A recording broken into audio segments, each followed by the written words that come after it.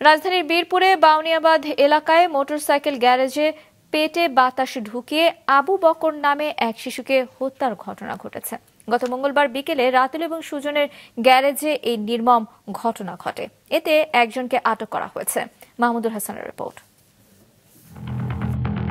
মা বাবা সারাদিন যখন ঘরের বাইরে থাকেন তখন 12 বছর বয়সী বড় ভাই জিহাদের সঙ্গে মোটরসাইকেল গ্যারেজে সময় কাটাত 4 বছর বয়সী আবু বকর সিদ্দিক। পড়াশোনার জন্য পল্লবীর ফুলকলি 7 নামের একটি এনজিও ভিত্তিক স্কুলে ভর্তি ছিল। গত মঙ্গলবার গ্যারেজ মালিক সুজন রুটি কিনতে জিহাদকে দোকানে পাঠালে সেই সময়েই গ্যারেজের অন্যান্য শ্রমিকরা মোটরসাইকেলের হাওয়া মেশিন দিয়ে সিদ্দিকের পেটে বাতাস দেয়।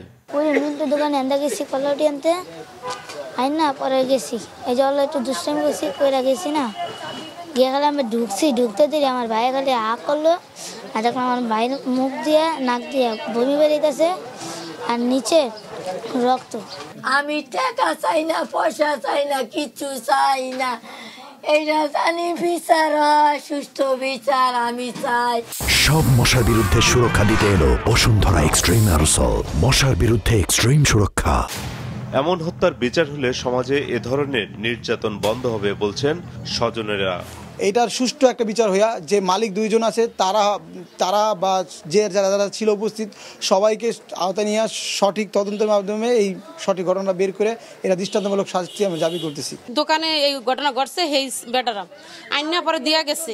বাধা দিচ্ছে কেনা ওদেরকে আমি দেখি নাই, আমি ভিতরে যাইতে পারি নাই, আর আমি তখন সুস্থ ছিলাম না। অপরাধীদের শাস্তির আওতায় আনতে অভিযান চালাচ্ছে পল্লবী থানা পুলিশ। তার বায়ুপথ দিয়া হাওয়া প্রবেশ করে, হাওয়া মেশিন দ্বারা হাওয়া প্রবেশ করে তাকে হত্যা করা হয়েছে। এই ব্যাপারে 3 জনকে এজাহারভুক্ত আসামি করা হয়েছে। 3 জনের মধ্যে যে 1 নম্বর আসামি আকাশ, ওকে আমরা গ্রেপ্তার করতে সক্ষম হয়েছে।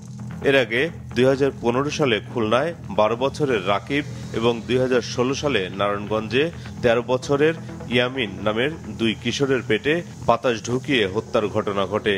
দেশ জুড়ে আলোড়নও তুলেছিল নির্মম ঘটনাগুলো। মাহমুদুল হাসান, মাছরাঙা সংবাদ, ঢাকা।